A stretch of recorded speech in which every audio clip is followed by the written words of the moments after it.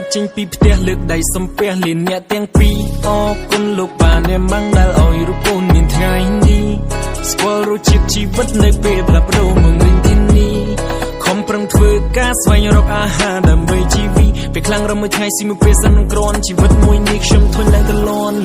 តើនរណាដែល feel me ពេលខ្ញុំនៅចំណុច0តើនរណាដែលស្មាំងក្បែរពេលឃើញខ្ញុំនៅ alone តើនរណាដែលស្មាំងថែពេលខ្ញុំរបួសបេះដូងតើនរណាដែលយងខ្ញុំពេលខ្ញុំធ្លាក់ក្នុងអណ្ដូងអរគុណសិល្បៈឲ្យខ្ញុំជួបមនុស្សល្អ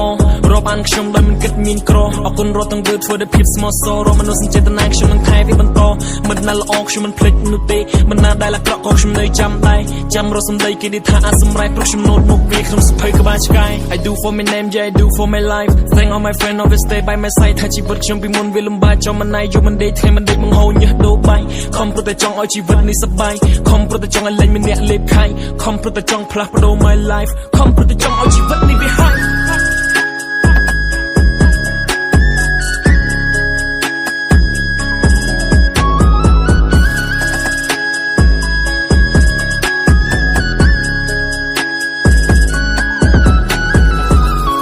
សំពះលានអ្នកមកដៃលាទៅឆ្ងាយ I find my way អ្នកមកកុំបារម្ភកូនធំហើយមិនក្មេងទៀតទេអញ្ចេះមើលថែខ្លួនឯងមកកុំចំណាយ Yeah I'm okay ថ្ងៃមួយខ្ញុំនឹងវិលវ័យយកជោគយកជ័យជូនអ្នកទាំងទ្វេខ្ញុំមិនឲ្យអ្នកខកបំណងក្នុងនាមកូនច្បងនៅក្នុងគ្រួសារប្រឹងប្រែងទៅរៀនអក្សរសពេលបន្តខំទៅធ្វើការហត់ក៏មិនសូវបានសម្រាប់ទោះបីលំបាកក៏តែប្រាប់ខ្លួនថា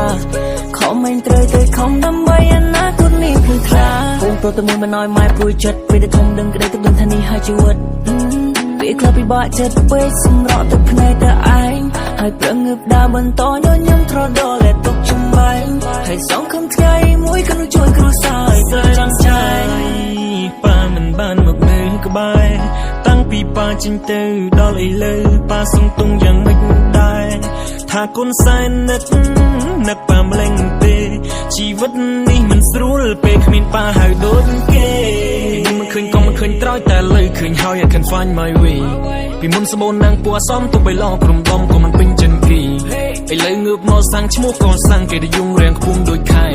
មានពលឺចែងចាំងពេញខ្លួនមកនឹងងងមិនសូមដូចមុនភៀមទីខ្ញុំធ្វើគ្រប់នីតិខ្ញុំមិនខ្វល់ពីគេថាពេលសំដីទាំងអស់នោះគឺជាពាក្យមិនបានការគេនិយាយឲ្យយើងលឺគេនិយាយឲ្យយើងឈឺពួកមនុស្សអត់ទាំងនោះបានទៅលូបានទៅព្រុសអ្វីដែលយើងធ្វើគេតែគិតឲ្យវិជ្ជមានគេថាយើងមិនកាត់ក្នុងកំណត់មិនខំរៀនគិតតែភ្លេងហើយនឹងភ្លេងគិតតែច្រៀងហើយនឹងច្រៀងខ្ញុំនឹងធ្វើអ្នកមើលថាជីវិតនេះមិនទៀងសម្រាប់ចេញពីផ្ទះលើកដៃសំពះលានអ្នកទាំងពីរអរគុណលោកប៉ាអ្នកម៉ាំងដែលឲ្យរូបកូនមានថ្ងៃនេះ